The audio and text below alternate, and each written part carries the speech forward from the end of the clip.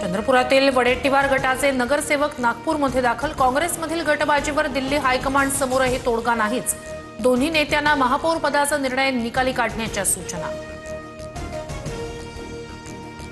ठाणे, कल्याण, डोंबिवलीसह उल्हासनगरमध्ये शिंदेंच्या शिवसेनेचा महापौर विराजमान, तर भाजपकडे उपमहापौरपद। भाजपच्या आव्हानानंतरही शिंदेंच्या शिवसेनेची सत्ता कायम।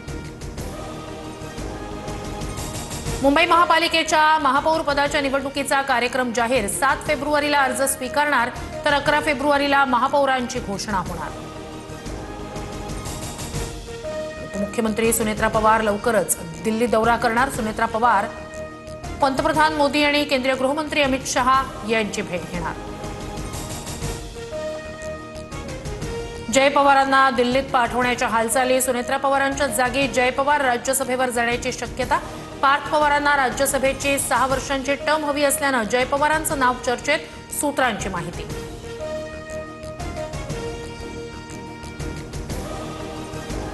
कोकाटे प्रकरणात दादांचा थेट फोन आला होता। दादांनी दरडावून सांगितलं होतं, काही प्रॉब्लेम झाला नाही पाहिजे।